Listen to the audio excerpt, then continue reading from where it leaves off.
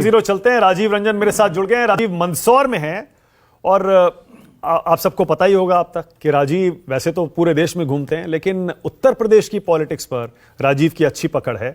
राजीव, अखिलेश यादव नाराज बताए जाते हैं कांग्रेस के रुख से कि हमने जो सीटें मांगी थी नहीं दी।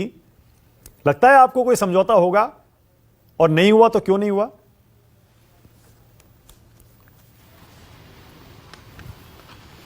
देखिए, अखिलेश यादव की पार्टी यहाँ पर है और मध्य प्रदेश में, और जो इलाके जैसा विनोद जी कह रहे थे, दो बातों से मैं उनके सहमत भी हूँ कि जो मध्य प्रदेश में जो मामला समाजवादी पार्टी का है उससे कहीं ज़्यादा मजबूत बसपा है।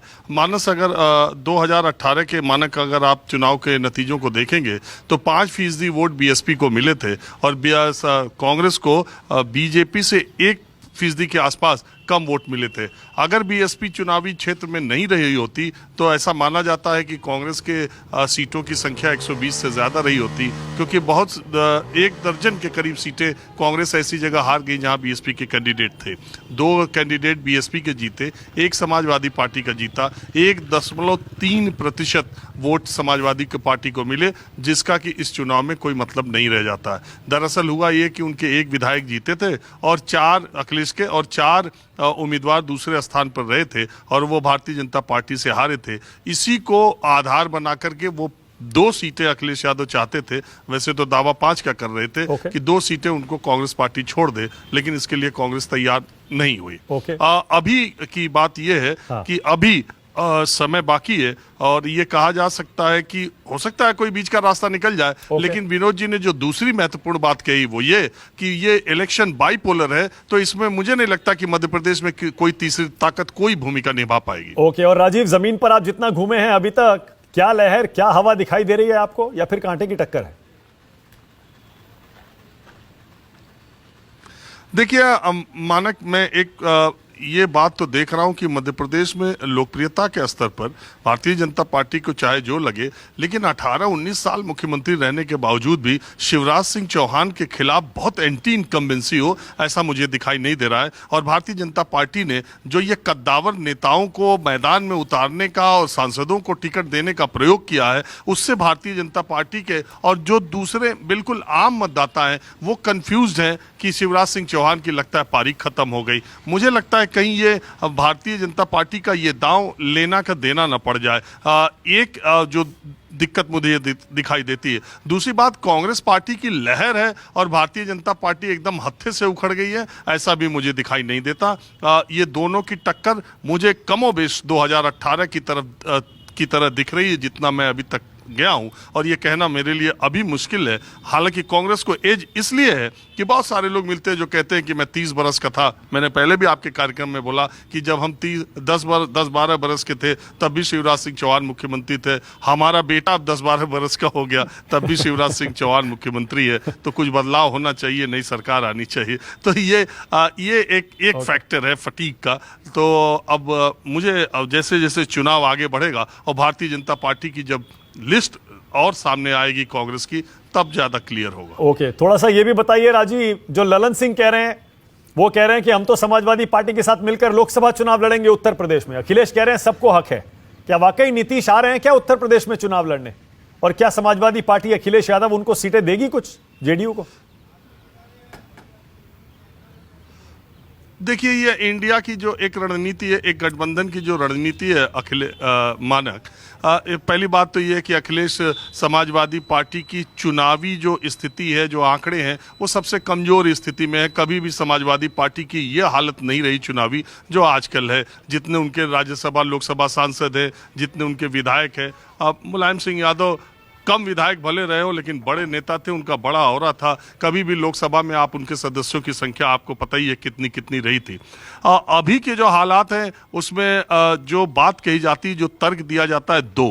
पहली बात ये कि प्रधानमंत्री नरेंद्र मोदी से सटती हुई लोकसभा फूलपुर है। फूलपुर जवाहरलाल नेहरू की लोकसभा भी रही है, लेकिन अतीक अहमद की भी रही है। तो ये वहां पर फूलपुर से नीतीश कुमार लड़े तो एक मैसेज जाएगा। दूसरी बात ये है कि माना यह जाता है कि अदर बैकवर्ड्स में जो सबसे ताकतवर वोट बैंक है वो कुर्मी वोटरों का है, जो अपना दल के साथ है, और उसके गठबंधन की वजह से वो बनारस और आसपास करीब करीब कन्नौज तक बहुत इंटैक्ट है भारतीय जनता पार्टी के साथ। अगर नीतीश कुमार लड़ेंगे तो वो कुर्मी वोटरों में जो सेंधमारी की कोशिश होगी, उससे प्रधानमंत्री नरेंद्र मोदी के संसदीय क्षेत्र में भी फर्क पड़ेगा, और बगल की सीट से भी अगर वो चुनाव लड़ते हैं तो फर्क पड़ेगा। लेकिन अगर ऐसा हुआ, मुझे ऐसा लगता है कि अगर ऐसा हुआ तो इंडिया में एक तरह से, और अखिलेश यादव को एक तरह से, नीतीश कुमार को अपना नेता भी अपरोक्ष रूप से मानना पड़ेगा।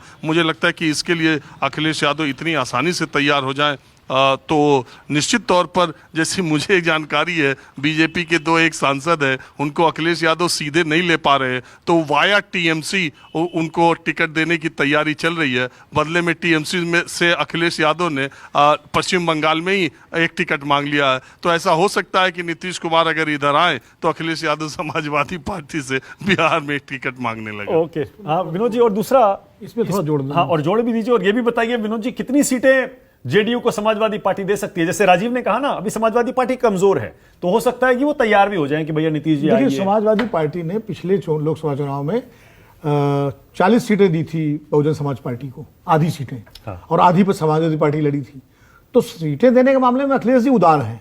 उन्होंने 2017 में कांग्रेस को 100 सीटें दे दी थी, 100 से ज्यादा सीटें दे दी थी। आप देखिए, जब कांग्रेस की हैसियत उस वक्त 100 सीटें या 110 सीटें, 104 सीटें लड़ने की नहीं थी। तो अगर अखिलेश जी को समझ में आ जाता है कि इसका फायदा मिल सकता है पार्टी को, तो वो बहुत सीटों के मामले में, अभी तक का उनका रिकॉर्ड है, ये अड़ते नहीं है। देखिए, उत्तर प्रदेश का जो राजीव कह रहे थे, बिल्कुल सही बात, उनका बड़ा आकलन बड़ा सही है। मैं इसमें थोड़ा सा जोड़ूंगा ये कि चौधरी चरण सिंह के जमाने से जो पिछड़ों का एक गठबंधन था, जिसमें यादव और कुर्मी, खासकर मध्य उत्तर प्रदेश, तराई और पूर्वी उत्तर प्रदेश में, ये एक मजबूत गठबंधन था। और मुलायम सिंह जी के समय भी बेनी प्रसाद वर्मा, आपके नरेश उत्तम तो अभी भी इनके जो है अध्यक्ष हैं प्रदेश के, और भी कई कुर्मी नेता थे, जंग बहादुर पटेल वगैरह, जो बाकायदा जो है समाजवादी पार्टी में थे, बीएसपी से आकर के आए थे। और कुर्मी जो है यादवों के बाद पिछड़ों में नंबर 2 की जाती है उत्तर प्रदेश। बिहार में वो 3% से कम है, जो बिल्कुल ताजी जनगणना के आंकड़े आए हैं। लेकिन उत्तर प्रदेश में 7-8% माना जाता है वो है। और जैसा कि पूर्वांचल में बनारस, चंदौली, मिर्जापुर, उस वहां से लेकर के फिर आपका बाराबंकी और बहराइच, ये सारी बेल्ट जो है, तराई की बेल्ट, पीलीभीत, बरेली, इधर कानपुर देहात, बांदा, बुंदेलखंड, पूरा उनका विस्तार है पूरे प्रदेश में, पश्चिमी उत्तर प्रदेश छोड़ के। जहां यादव और कुर्मी, ये 2 पिछड़ों के जो वर्ग हैं, ये लगभग साथ पूरे उत्तर प्रदेश में हैं, और इनके बीच बड़ा तगड़ा गठबंधन रहा है। 2014 से वो गठबंधन, जैसा कि अपना दल का राइज हुआ, और कुछ गलतियां समाजवादी पार्टी से हुई, और बेनी बाबू जिस तरह कांग्रेस में गए, कांग्रेस के बाद फिर वो जो है सपा में आए, लेकिन तब तक वो काफी अपने उम्र के आखिरी दौर में थे। तो वो गठबंधन लगभग जातीय स्तर पर, सामाजिक स्तर पर अलग टूट गया, और समाजवादी पार्टी कमजोर हुई। अगर नीतीश जी को अखिलेश जी उत्तर प्रदेश में लेके आते हैं, तो बहुत उम्मीद है कि एक बार वो अलायंस, सोशल अलायंस की मैं बात कर रहा हूं, वो बने। और कुर्मी, देखिए बीएसपी का वोटर जो है, अभी शिवम जी कहेंगे इस बात को कि नतीजा कुछ नहीं निकला, बीएसपी का वोटर समाजवादी पार्टी के लिए ट्रांसफरेबल नहीं है, क्योंकि उनके अपने झगड़े का बड़ा इतिहास है, वो एक अलग। लेकिन कुर्मी वोटर जो है वो ट्रांसफर हो सकता है, बशर्ते नीतीश जी को अगर किसी बड़ी भूमिका के तहत उत्तर प्रदेश से चुनाव लड़वाया जाए, तब ये स्थिति। और ये अब इंडिया गठबंधन कैसे करेगा वो जाने, या अखिलेश जी उसको कैसे करेंगे, ये उनकी रणनीति होगी। लेकिन ये एक मामला बन सकता है। और फूलपुर और मिर्जापुर और ये आपका चंदौली, ये ऐसी क्षेत्र है जहां बनारस तो खैर प्रधानमंत्री जी लड़ेंगे, तो वहां से तो नीतीश जी नहीं लड़ेंगे, और वो लड़ना भी नहीं चाहिए, क्योंकि प्रधानमंत्री जी की लोकप्रियता उनके सामने इतना आसान नहीं है उनको करना। तो मुझे लगता है वो अरविंद केजरीवाल नहीं है कि जाके बनारस में जाके कूद जाए। तो मुझे लगता है कि ये अगर दांव समाजवादी पार्टी चलती है, और जेडीयू जैसा ललन सिंह ने कहा है, तो एक चुनौती तो खड़ी होगी। ओके।